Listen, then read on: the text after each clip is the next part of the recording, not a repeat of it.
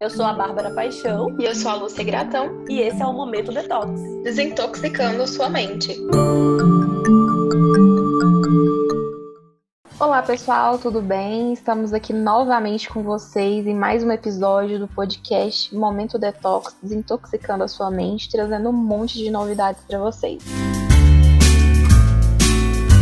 E hoje, em especial, nós estamos com um novo quadro dentro do nosso podcast, que é para responder as perguntas de vocês. Nós abrimos nossas redes sociais, tanto as minhas quanto as da Bárbara, para que a gente pudesse receber algumas perguntas de dúvidas que vocês pudessem ter sobre temas relacionados à nutrição.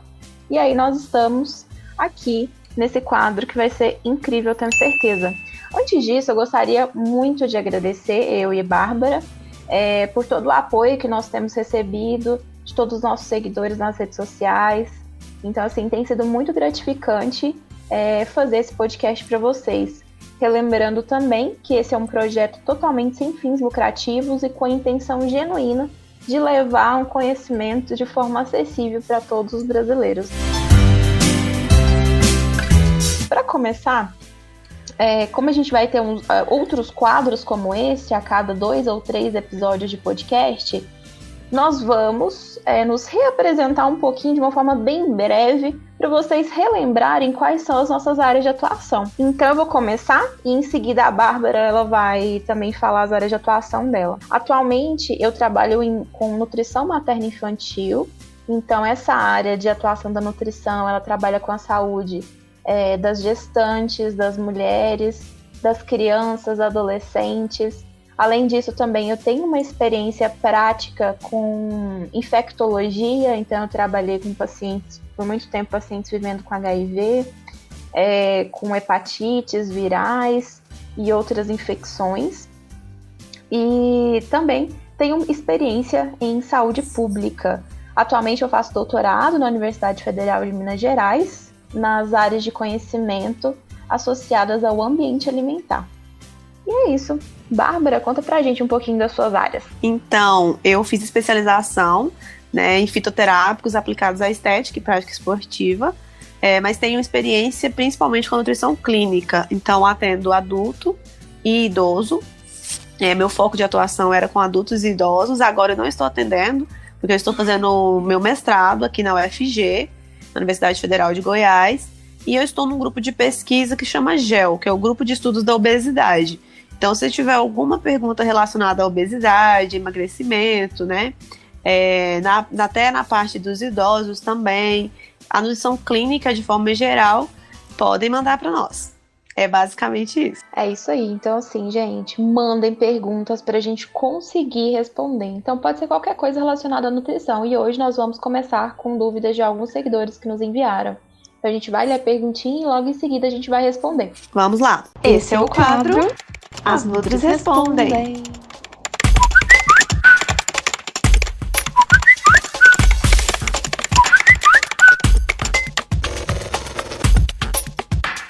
Isso mesmo, Lúcia. E a primeira pergunta que eu vou ler é a pergunta do Henrique.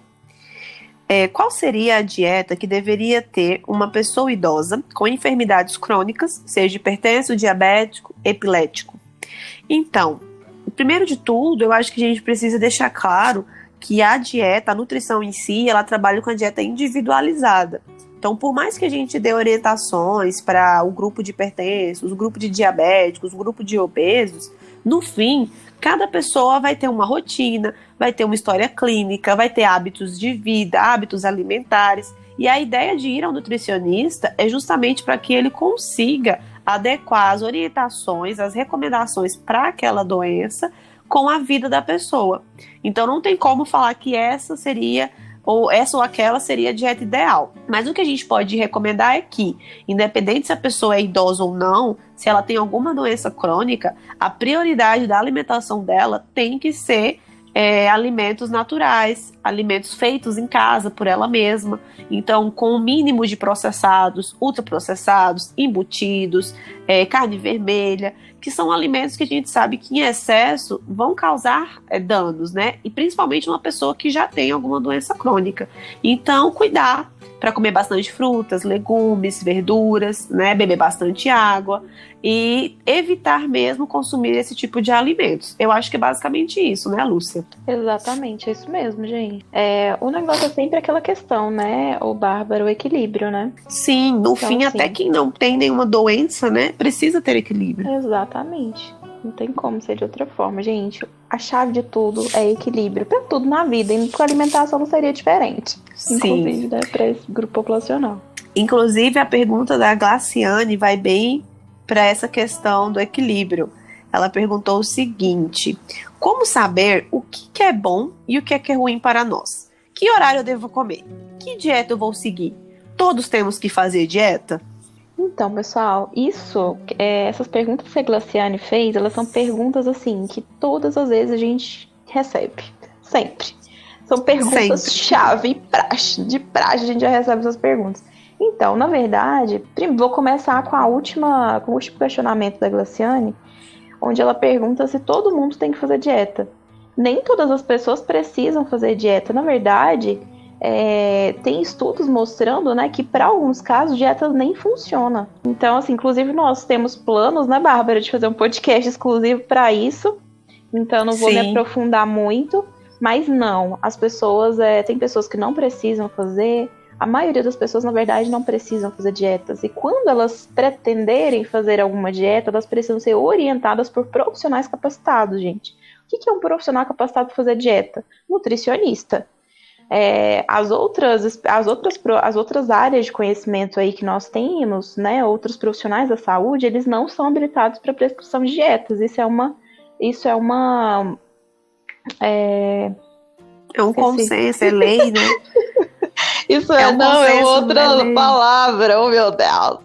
Isso é uma atribuição do nutricionista, meu Deus. Isso é uma atribuição do nutricionista. Então, assim, isso é prioritário do nutricionista. Só um nutricionista pode prescrever, gente. Então, né, vão atrás dos profissionais corretos. Além disso, como que a gente sabe, então, o que é bom e o que não é bom para a gente comer? Nós podemos seguir algumas diretrizes, né?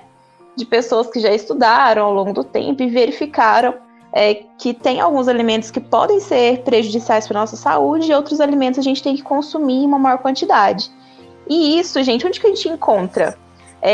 Aqui para o Brasil, porque cada local, né, vai ter uma característica diferente, porque a alimentação ela envolve aspectos culturais também, que a gente tem que lembrar disso.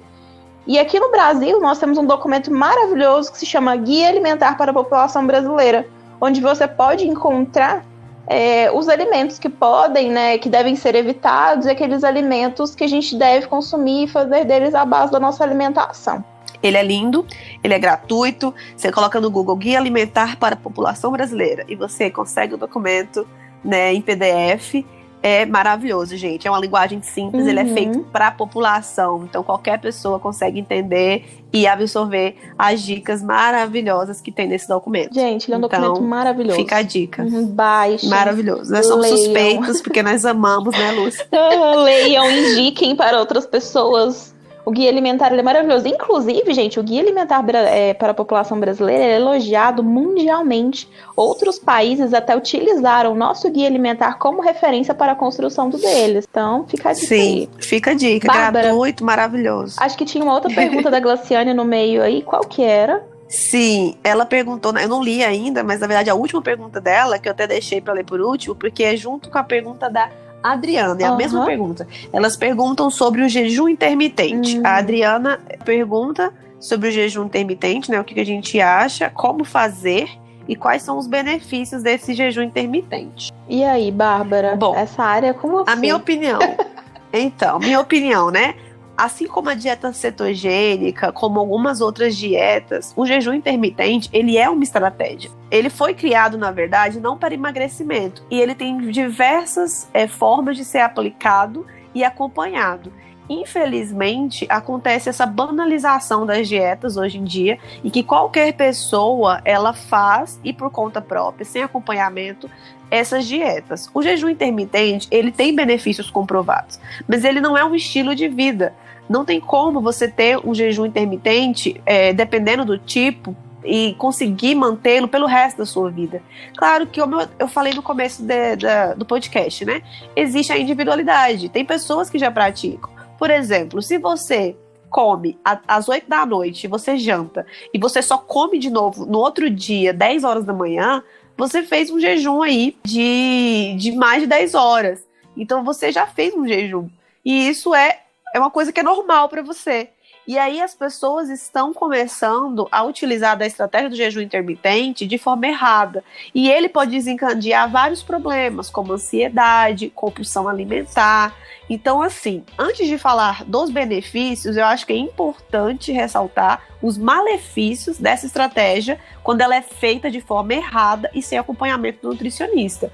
Então, se você tem interesse em fazer, faça com acompanhamento, pelo tempo que esse profissional vai determinar para você, com foco no que você precisa, se você precisar. Então, a minha dica é: não faça um jejum intermitente por conta própria, não peguem um protocolo pronto na internet e apliquem isso para vocês.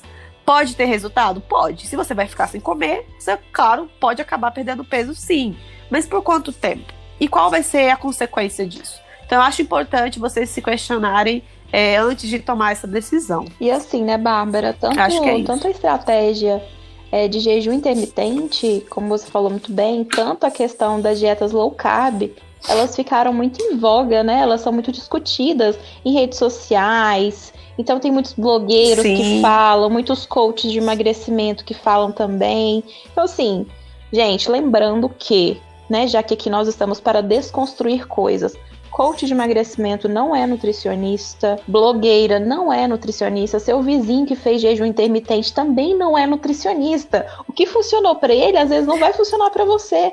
Então, assim, parem de ficar achando... E se funcionou pra ele, entre aspas. Exatamente, se funcionou entre aspas, né? Porque assim, tem aquela coisa, a pessoa fez um negócio ali um mês, às vezes ela tomou outras, né? Aumentou um pouco a atividade física, até associou com outras coisas que também melhoraram, que possibilitariam melhora da saúde dela e um possível emagrecimento, digamos assim. E aí ela acha que foi aquela estratégia que ela utilizou e coloca o crédito todo para aquilo ali. Então assim, gente, muito cuidado na hora de seguir essas coisas da moda, coisas que pessoas que não são profissionais da saúde indicam. Exatamente. A nossa próxima pergunta ela é anônima, a pessoa não quis se identificar, mas eu achei bem interessante, que até eu e a Lúcia discutimos isso, que nós pensamos, gente, mas acontece isso? São 5 anos em consultório e até hoje a gente se surpreende com algumas coisas, né, Lúcia? Nossa, gente, é cada coisa, misericórdia, mas tudo bem. Então, a pergunta é a seguinte: quais as consequências de aplicar insulina com frequência, mesmo não sendo diabético? Então, acho que primeiro a gente precisa explicar para quem não sabe, né, porque apesar de ser muito... uma palavra comum, muita gente sabe o que é insulina, tem gente que não sabe. A insulina ela é um hormônio que é produzido pelo nosso corpo e ela atua ajudando, né, no metabolismo da glicose. Só que o que acontece? No caso do diabético, por exemplo, a insulina ela pode não estar sendo produzida. E uma das estratégias é justamente aplicar insulina. Quem que faz essa prescrição? O médico. Tá, gente? Não é nutricionista, é o médico que faz a prescrição da insulina quando precisa. E aí a gente fala que é o diabético insulino dependente. Então ele depende dessa aplicação de insulina porque o corpo dele não fabrica mais essa insulina, ou ele nasceu, né, com uma deficiência na produção, enfim, não tem insulina no corpo, precisa aplicar. Uma consequência da aplicação de insulina é o emagrecimento. Então, por que acontece? Quando se tem uma resistência à insulina, ou quando a insulina ela não atua do jeito certo, a pessoa começa a ganhar peso. Então, você pode ganhar peso porque você está com resistência à insulina, ou você pode desenvolver uma resistência à insulina por causa do excesso de peso. Então, é um negócio bem complicado. O que acontece? Se você não precisa aplicar insulina e você aplica, você vai sim ter uma perda de peso. Mas isso é muito complexo, é muito preocupante. Por quê? É um hormônio, gente. Você está aplicando um hormônio sem precisar aplicar esse hormônio. Então isso pode gerar vários problemas de saúde. Você pode vir até a se tornar uma pessoa dependente de insulina, sendo que você não era dependente. entende? Por causa de uma questão de estética, de perder peso. Ah, Bárbara, mas tem recomendação de se aplicar insulina mesmo não sendo diabético? Aí o médico poderia explicar melhor. Mas minha prática clínica, eu já vi sim endocrinologistas prescreverem a aplicação da insulina para pacientes com resistência à insulina, ou em alguns casos, por um período curto de tempo, para tentar entender o que está acontecendo com aquele paciente, ou para ver como que ele responde. Mas qual que é o problema? Quando o médico faz isso e a pessoa perde peso e ela continua aplicando essa insulina, né? Porque ela quer emagrecer mais, porque ela viu que emagreceu. Então é muito complicado. Então, respondendo a pergunta de quais são as consequências, são várias e todas são muito negativas. Então eu acho que a questão é, gente, não façam isso. Se você receber orientação para aplicar a insulina, respeite o protocolo do médico. Acompanhamento tem que ser feito pelo médico. E se você não teve essa prescrição, não vá fazer isso para perder peso. Pelo amor de Deus, não faça isso. Gente, assim, nosso corpo ele funciona muito bem de forma natural. Todos os hormônios estão sincronizados, né? Vamos pensar numa pessoa que seja uma pessoa saudável, que não tem nenhum problema relacionado a hormônios. Que daí, justamente, para isso servem esses tratamentos hormonais, que é justamente para tratar isso, né? Seja para repor o que falta, ou para tratamentos que diminuem quando a pessoa tem algum tipo de hormônio em excesso. Mas, de uma forma geral, o nosso corpo, ele funciona em homeostase. O que é isso? Ele funciona todo tranquilo. Um hormônio regula o outro. Se você começa a colocar demais um hormônio um hormônio que está externo, né, no seu corpo, o seu organismo começa a desencadear outras reações e outras coisas e vira uma bagunça total no seu metabolismo. Então, não faça isso. Isso serve também, gente, não só para insulina, né? Isso serve para outros tipos de hormônios. Então, assim, consulte um médico, faça protocolos orientados e acompanhados por endocrinologistas para que vocês consigam ter uma saúde legal e não façam besteira em nome de estética, pelo amor de Deus.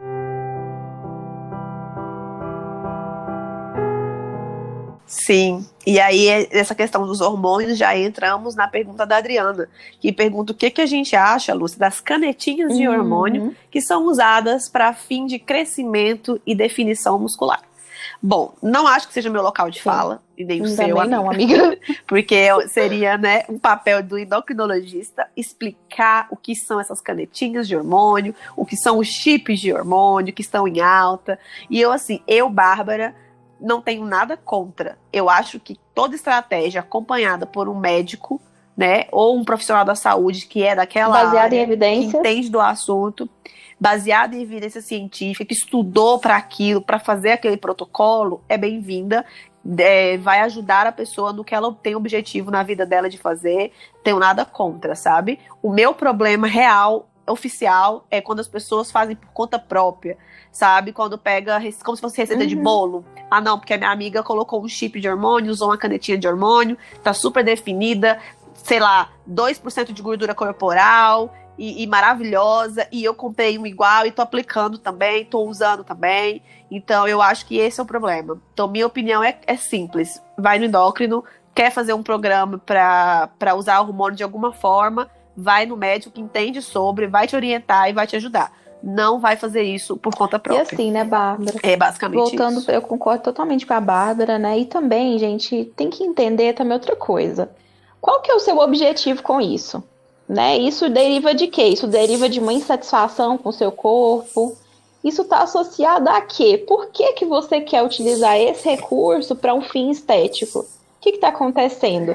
Então, exatamente. Assim, você é algum fisiculturista, por acaso? Então, assim, eu acho assim, que às vezes, né, uma insatisfação corporal pode levar a gente a buscar coisas que às vezes não seriam tão necessárias, gente. E lembrando que esses tipos de tratamento, eles não são tratamentos que são baratos, são tratamentos caros e que você precisa ter uma manutenção assim regularmente. Então, realmente é indicado a pessoas que realmente precisam e que se identificam com isso. Mas então, se for uma coisa relacionada a como você se vê, né, se você está tendo algum problema em relação à sua imagem corporal, também é válido procurar um psicólogo, assim como o nosso podcast da semana passada com o Felipe, né, ele falou muito bem algumas questões de relação com o corpo e tudo. Então eu acho interessante também, se você está com essa questão, não sabe, né, o porquê que você está buscando esse tipo de recurso, é válido dar uma passada também no psicólogo, viu? Sim, e saber, né, a motivação por trás. E aí você falou uma coisa interessante, Lúcia, que foi do custo, né? Que essas estratégias elas costumam ser bem caras, até porque, em sua maioria, foram desenvolvidas para atletas, né? Para pessoas que trabalham, que vivem disso, não para pessoas comuns, vamos assim dizer, né? E são estratégias realmente mais caras. E me lembrou da pergunta que foi um áudio, nossa única pergunta de áudio, foi, assim, uma honra do professor Rodolfo, gente, professor da UFT, que me deu aula pra Lúcia, né, Lúcia? Maravilhoso. E nos deu a honra de participar do nosso podcast e por áudio. Então, eu vou colocar aqui a pergunta dele, que ele fez uma pergunta muito interessante sobre glutamina. Então eu queria ver se você, que trabalha com essa área, que estuda essa área, se você já viu de fato alguma coisa, se você conhece estudos, conhece, ou então a opinião científica de personalidades, né, que pesquisam na nutrição funcional sobre a glutamina, sobre realmente, tem comprovação, é indicado mesmo essa questão de suplementar glutamina nessa hora, né, tanto para o paciente doente que já está com o coronavírus, ou para o paciente que ainda não está, mas quer se proteger. Então, eu queria saber o que você, né, o teu papel, a tua opinião profissional, né, baseado no que você estuda pra caramba, né, essas coisas. Eu queria ver o que você pode me dizer sobre isso, se realmente existe vantagens, né, ou se realmente vai do que eu penso que ela não serve, não para este propósito. Adorei a conotação nerd que o Rodolfo me deu, que eu estudo pra caramba. Mas estuda mesmo. Então, Rodolfo, você está certíssimo no seu pensamento, na sua colocação, tá? Não tem evidência científica nenhuma que justifique a pessoa tomar glutamina fora do ambiente hospitalar com o intuito de melhorar a imunidade. Não tem. O que a gente sabe? Que nosso corpo, como a Lúcia falou na fala dela anteriormente, ele já tem uma homeostase linda. Tudo conversa, tudo combina, tá tudo lá ótimo. Se você é uma pessoa saudável, que tá com a sua alimentação ok, não tem justificativa. Exceto em situações de doença, em ambiente hospitalar, em que a glutamina realmente, a glutamina sérica, né? E a glutamina em si, ela cai a quantidade. A gente precisa dessa suplementação para dar esse suporte. Não há necessidade da pessoa ingerir glutamina em casa, tentando se prevenir da Covid-19, tentando melhorar a imunidade. Não há nenhum achado que justifique isso. Na área esportiva, eu até fui dar uma olhada, porque eu falei, vai que mudou alguma coisa, né? Porque eu já sabia que realmente a gente não usa para essa finalidade. E eu achei uma revisão sistemática muito legal do ano passado, de 2019, uma revisão sistemática e meta-análise, que pegou e agrupou 45 estudos. Desses 45, eles tiraram 25 que atenderam aos critérios da meta-análise deles, e eles viram que não há efeito na melhora da imunidade de atletas, a suplementação da glutamina. Então, assim, fresquinho, né, do ano passado, reforçando o que a gente já sabia, que realmente não justifica. E nós estamos falando de atletas. Você imagine para uma pessoa, né, que está lá na casa dela, vamos dizer assim, as pessoas comuns.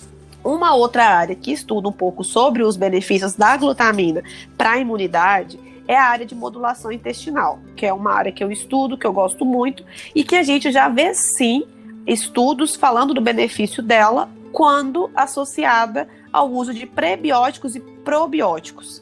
Mas veja bem, o uso dela usada é ótimo, né, Lúcia? O uso dela, em alguns casos, principalmente em pacientes que são bebês que nasceram prematuros e pessoas que têm disbiose ou alguma disfunção no intestino, eles estão tendo os primeiros estudos mostrando benefícios, mas ainda não é consenso na literatura, que é possível haver melhora. Mas porque a glutamina, junto com esses simbióticos, eles vão atuar no intestino, melhorando a resposta imune. Então veja que mesmo nesses casos, é um efeito secundário, né, da glutamina. Então, respondendo à sua pergunta, não, gente, não se justifica suplementar glutamina fora de ambiente hospitalar com o intuito de melhorar a saúde, prevenindo o Covid-19 ou qualquer outra doença relacionada. Lembrando, gente, né, para quem não sabe o que é a glutamina, ela é um aminoácido, né? Aminoácidos, eles derivam da proteína e ele é sintetizado pelo nosso corpo, ele é um aminoácido não essencial. Então, assim, ele já está presente em abundância no organismo. Por isso que não tem necessidade, entende? Não tem necessidade de gastar com isso.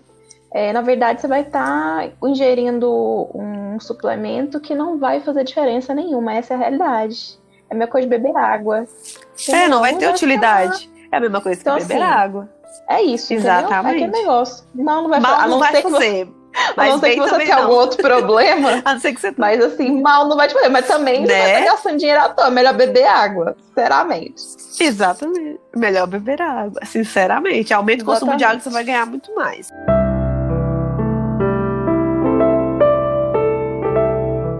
A Jaqueline, ela fez, Lúcia, 3 perguntas em uma. Então, vamos lá. A primeira pergunta dela foi... ela disse assim, sei que existe uma referência de quantidade de frutas para ingerir por dia. Mas existe uma referência para legume e verdura? A outra pergunta dela, na nossa casa, somos extremamente carnívoros. Quais os perigos dessa ingestão? E a última, o churrasco... e a forma que ele é preparado é nocivo para nossa saúde? Gente, nossa, muito bem legal. Adorei as perguntas da Jaqueline. Então, vamos começar, né? As frutas realmente têm uma recomendação base de que é 5 frutas por dia, né, gente? Mas também não é aquela coisa, vou comer 5 frutas, eu não vou comer 5 bananas. Na verdade, não é bem assim. Comer 5 melancias, amiga. 5 melancias, 5 melões. A gente gosta de brincar com a gente. Tem paciente que chega assim, a gente fala, 5 frutas ao dia, então vou comer 5 melancias. Eu falo, não. Então, assim, tem que tomar cuidado com isso. Na verdade, são 5 frutas ou porções de fruta, né? No caso, essas frutas que são muito grandes, né? Então, é uma porção de fruta, que daí você vai por exemplo, a melancia, ela é uma fatia média. O melão também é uma fatia média. Então, assim, depende da fruta. O mamão inteiro, o abacaxi depende. É uma rodela. Então, assim, né, vai variar da fruta, essas frutas maiores. As outras, geralmente, é uma unidade. Daí, normalmente, a recomendação são de 5 frutas ao dia. E, de preferência, que essas frutas sejam frutas diferentes uma da outra, né, gente? Porque a gente sabe que quanto mais variada a sua alimentação, melhor ela vai ser, e mais colorida também, né? Melhor vai ser, mais variada vai ser a quantidade de nutrientes, vitaminas, minerais que vão ter lá. Então, sua saúde vai ficar bem legal. Agora, em relação às verduras, a gente não tem esse ponto, esse limite, né? Essa coisa de falar assim, não, você tem que comer tanto. Normalmente, por que a gente não tem para as verduras? Para os folhosos, normalmente, porque eles não têm caloria, não tem representação calórica na sua dieta, então o aconselhado é que você coma o máximo que você conseguir, que normalmente, né, a gente indica para o paciente que seja em torno de meio prato no almoço e meio prato no jantar. Isso já é um sacrifício para algumas pessoas, então por isso que eu falei como o máximo que você conseguir, porque tem gente que não consegue comer nem meio prato. Então se você conseguir comer meio prato, tá 10 estrelas para você. Tá ótimo. Tem gente que comeu 2 folhas de alface. Você pergunta como falava, como? Assim. Por que você comeu uma folha de alface? Eu falei, parabéns. Uma rodela de tomate, assim, bem decorativo, né? 2 rodelinhas lá de cenoura.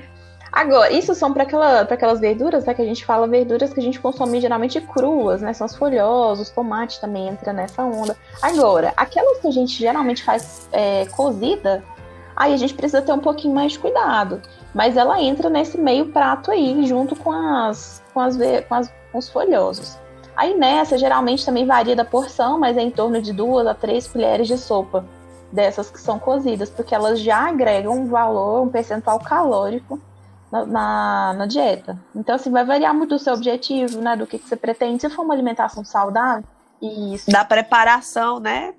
Porque tem gente que fala, não, mas eu como purê de batata todo dia. Mas purê de batata, meu amigo, tem batata, tem creme de leite, tem manteiga. Lembrando, gente, leite, que batata, né? Ela faz parte de outra família, apesar dela ser, né, um vegetal, tá? Ela faz parte ali do pessoal do arroz. Então já não é nesse comboio. É igual a mandioca. Eu costumo falar pros meus pacientes, exatamente, mandioca também. Eu costumo falar pros meus pacientes, gente, que são são aquelas verduras que são mais coloridas.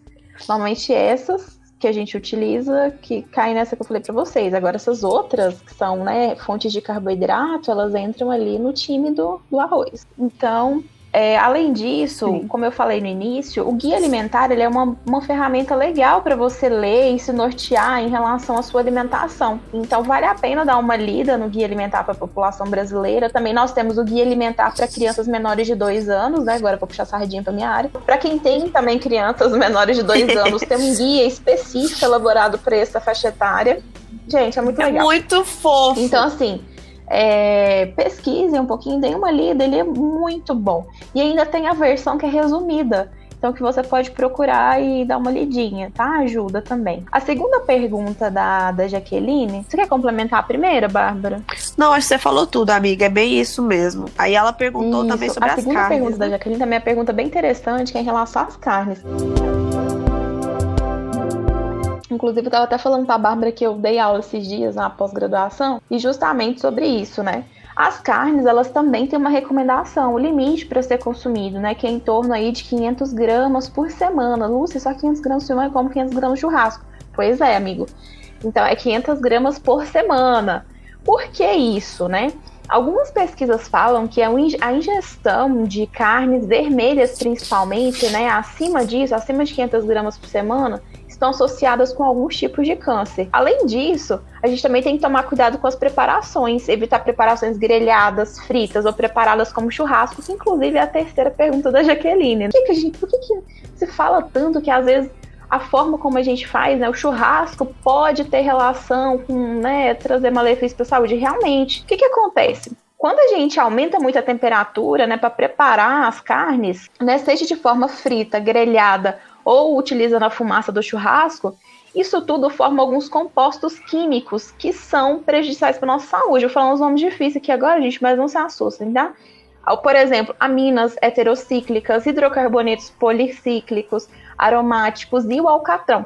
Então, tudo isso ele adere na superfície da carne e você acaba ingerindo e isso acaba fazendo mal para a sua saúde. Então, assim, tem que tomar bastante cuidado em relação à carne mesmo, né? Então, limitar o consumo. Eu acho que foi isso, né? Foi que ela perguntou, você respondeu exatamente. As duas últimas em uma. Do excesso de carne e do churrasco. Nessa linha de alimentos que podem ser nocivos, a Cláudia, ela perguntou se quem tem hipotireoidismo pode consumir suco verde todos os dias. Por que o suco verde, né, gente? Porque o suco verde vai na receita a couve. E não é só a couve que é preocupante para quem tem hipotireoidismo ou qualquer doença da tireoide, né? Qualquer distúrbio, disfunção da tireoide. O repolho, o nabo e a soja também são alimentos que deve-se ter cuidado quando vai consumir. A Sociedade Brasileira de Endocrinologia e Metabologia recomenda 1-2 vezes na semana apenas o consumo desses alimentos. Por quê? Porque elas têm algumas substâncias, aí é hora de falar difícil de novo, igual a Lúcia falou, que são prejudiciais. Por exemplo, tanto o repolho, quanto o nabo, quanto a couve tem Nem a Bárbara já conseguiu. Como que é a palavra? Não é tão difícil, gente. Goitrina, isso, progoitrina. O que isso faz? Isso atrapalha o metabolismo do hormônio tireoidiano. Então, se você consome em excesso e você já tem hipotireoidismo, por exemplo, você prejudica ainda mais, mesmo que você tome a medicação. E a soja tem as isoflavonas, que é um tipo de fito-hormônio, né, que tem em alguns alimentos de origem vegetal, tem um tipo de hormônio que parece com o hormônio do corpo humano, que o próprio corpo humano produz. Então, fica a dica do cuidado. Então, vocês não podem tomar suco verde todo dia se você tiver algum problema, né, alguma disfunção na tireoide por causa disso. Então, cuidado com repolho, com nabo, com couve e com soja. Limitar o consumo de 1-2 vezes na semana. No caso do suco verde, se você optar por tomar o suco verde com a couve, 1-2 vezes por semana e só. Aí, temos agora, para encerrar, são mais 2 perguntas. Uma que eu acho que já poderia puxar pro que você falou do churrasco, Lúcia, que é sobre os embutidos, que tem também 2 nomezinhos aí, né, que são famosos por serem cancerígenos também e que estão nos embutidos. A pergunta foi anônima, mas foi. Gente, embutido faz mal? Os embutidos, para quem, né? Vamos só relembrar o que são esses alimentos embutidos. Alguns exemplos deles são, por exemplo, presunto, a salsicha, a linguiça, o bacon, o salame, a mortadela, o peito de peru, o blanquê de peru, todos esses alimentos, né, que a gente utiliza. Algumas pessoas utilizam e é bem consumido pelos brasileiros. Então, a maioria desses alimentos que eu citei para vocês, eles acabam passando pelo processo de defumação. E esse processo de defumação, além dos conservantes que tem lá dentro, né, que são os nomes que a gente chama de nitritos e nitratos, que são substâncias conservantes, e além disso, a grande quantidade de sal que tem dentro desses produtos podem provocar o surgimento de câncer, principalmente no estômago e no intestino. Então, assim, realmente, gente, tem que tomar muito cuidado com esses alimentos. Não é aquela coisa pra gente comer todos os dias, né? Então, assim, dá uma limitada. São alimentos que a gente chama também, né, pela classificação do Guia Alimentar para a População Brasileira, de alimentos ultraprocessados, que são aqueles alimentos que a gente tem que consumir de forma esporádica, né? Por conta disso, pelo tanto de coisa que tem dentro que a gente nem sabe o nome, e nem eu vou querer falar aqui para vocês hoje, porque é muita coisa. Mas como que a gente pode saber disso? Como que você vai ver que o produto ele é um produto ultraprocessado, né? E isso cabe também para esse grupo de alimentos e para os outros também, olhando o rótulo.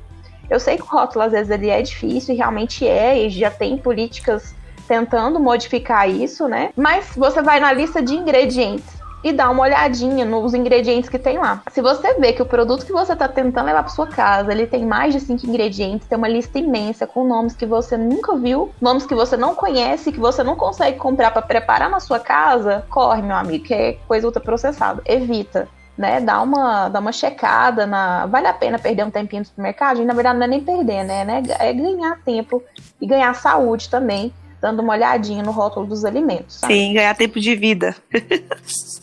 A Lau Santos, ela perguntou, meninas, a alimentação com alimentos anti-inflamatórios realmente é benéfica para deixar o organismo mais saudável? Polêmico, né, Lúcia? Polêmico. Porque a gente primeiro tem que pensar o que são esses alimentos anti-inflamatórios. O que ela está considerando como anti-inflamatório, né? Porque hoje em dia está na moda suco detox, tá na moda alimento anti-inflamatório, alimento anti-isso, anti-aquilo. E a gente precisa ter muito cuidado, porque o alimento ele não é um medicamento e o alimento ele não vai ter uma função isolada. Então, não adianta eu querer melhorar meu organismo, deixar ele mais saudável, comendo uma coisa só, um grupo só de alimentos. Isso não vai adiantar. Então, eu acho que, na verdade, a gente tem que pensar o quão inflamatória a minha dieta está. Então, eu devo evitar alimentos que são pró-inflamatórios. Porque uma alimentação balanceada, rica em frutas, verduras e legumes, ela já é anti-inflamatória por si só. Porque ela não causa inflamação. Entende? Então, não necessariamente o alimento X ou Y vai ser anti-inflamatório, mas o conjunto de alimentos ricos em nutrientes, em vitaminas e minerais já vai ter essa função.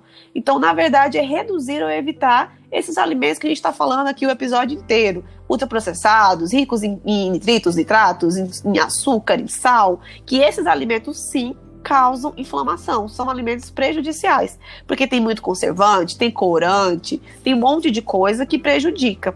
Então, se a sua ideia é diminuir o índice inflamatório da sua dieta, que inclusive é um tema de índice inflamatório da dieta, é um tema que está sendo muito estudado, muito discutido, que ainda não tem consenso sobre tudo, mas que é um tema que está sendo muito trabalhado, muito abordado, que é o índice inflamatório da dieta, você reduzir, né, esses alimentos que são prejudiciais e não tentar inserir um alimento X ou Y que você acredita ser anti-inflamatório. Então, equilíbrio e alimentos mais saudáveis. Eu acho que é por aí, né, Lúcia? Nós temos que tentar, assim, né, lembrar, gente, que a alimentação é que nem a Bárbara falou muito bem, a gente tem que parar com essa mania de medicalizar os alimentos, sabe? A alimentação, ela faz parte de um contexto tão bonito.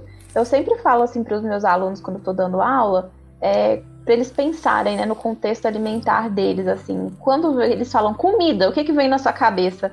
Normalmente todo mundo fala, né, vem quando eu lembro quando eu tô em família, eu tô sentado na mesa com a minha família no Natal, tô sentado num aniversário que eu vou, numa comemoração. Então, assim, faz parte de toda a nossa vida. Onde a gente vai tem comida, e ela faz parte ali do nosso convívio social, da nossa história, da nossa cultura, né? Então, assim, não é somente um nutriente que você está ingerindo. Você está ingerindo muito mais que isso. Então, ter noção, ter ideia desse contexto todo por trás do alimento, do preparo dos alimentos, da escolha, né? Do sistema alimentar todo, de como esse alimento ele é produzido e como ele chega até a sua mesa. Isso é muito importante para entender um pouco mais e o porquê não medicalizar a nossa alimentação. E para encerrar, porque assim, gente, a gente tentou agrupar as perguntas para fazer sentido o episódio e muitas perguntas às vezes se repetem, perguntam a mesma coisa, e aí a gente tentou abranger ao máximo para atender a todos, mas senão a gente fica aqui horas, né, Lúcia, respondendo perguntas. Para fechar, a pergunta da Adla que teve bebezinho recentemente, o Gugu, está amamentando, né? E ela fez uma pergunta interessante, que pode ser a dúvida de outras mamães. Queria saber se a alimentação da lactante influencia em como os hormônios se comportam no pós-parto, ou se uma coisa não tem nada a ver com a outra. Aí eu deixo com você, Lúcia, materno infantil é contigo.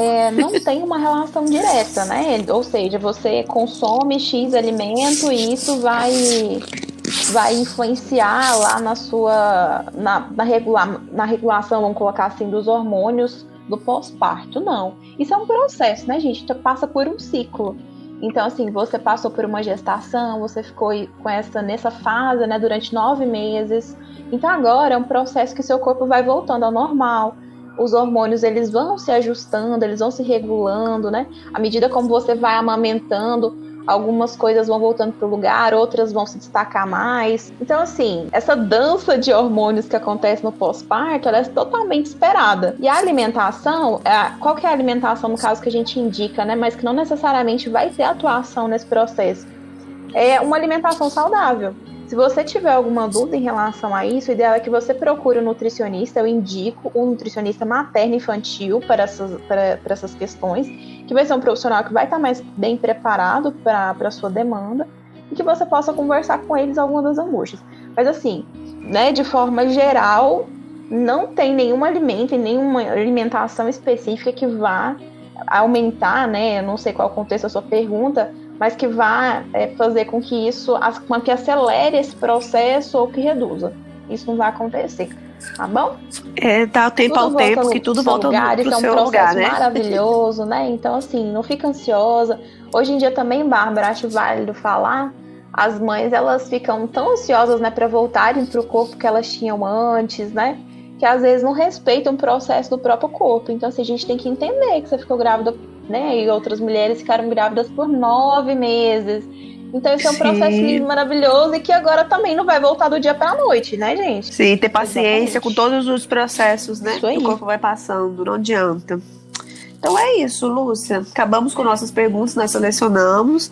Foi muito legal, né? Bater um papo, assim, baseado no que as pessoas querem saber, de fato. Que é o nosso objetivo principal, né? Desintoxicar a mente das pessoas, iluminar as ideias, desmistificar alguns assuntos que as pessoas ficam, às vezes, maquinando, né? Recebem tanta informação na rede social que elas ficam ali perturbadas mesmo, sem saber do que acreditar ou não. Exatamente. E eu acho que foi bem produtivo. E outra, nós iremos fazer isso mais vezes, tá? Então vocês, por favor, participem das nossas caixas de pergunta no Instagram. Mandem também perguntas pra gente pelo WhatsApp, pelo Telegram. Nós vamos deixar agora nossas redes sociais também para quem ainda não adicionou a gente, para quem não nos segue, nos seguir. O meu Instagram é luciagratão.nutri. E o meu é @nutribabipaixão. A gente também tá no Telegram. O meu Telegram é Babi Paixão. É só procurar lá no Telegram Babi Paixão. Vocês podem mandar pergunta por áudio, pode mandar pergunta por escrito. É o meu nome mesmo. Fiquem à vontade. Vocês podem procurar lá e mandar pra gente. Vocês sintam à vontade. Pergunta o que vocês acharem pertinente. Não fiquem com dúvidas. E estamos aqui para ajudar vocês, para auxiliar e fazer isso também de uma forma divertida, né, Bárbara? Espero que vocês tenham gostado. E também aceitamos críticas, né, Sim, gente? e Nós leve. somos, assim, pessoas, erramos, como todos. Então, assim, também mandem pra gente algumas críticas que vocês acham que vão contribuir para o nosso trabalho. Muito obrigada a todos que participaram, Exatamente. que enviaram suas perguntas. A gente agradece de coração. Semana que vem a gente vai ter um convidado muito especial. Aliás, semana que vem não, olha eu. No próximo podcast. No próximo podcast. No próximo nós podcast, teremos um convidado muitíssimo especial. Não vou falar ainda porque é surpresa. Mas eu acredito que vocês vão adorar. Acompanhe a gente. Muito obrigada. Isso. Muito obrigada. Agradecer mais uma vez a Power Up Comunicação Digital, que faz a edição dos nossos áudios, que deixa tudo lindo, editado, fofo, pra gente postar pra vocês de forma gratuita, porque, né, podcast sem fins lucrativos, nós não temos nenhum patrocínio, nada. Então é isso mesmo. Muito obrigada, Fred e Power Up Comunicação Digital. Até, e obrigado gente, a vocês um por ouvirem, beijão. gente. Até a próxima.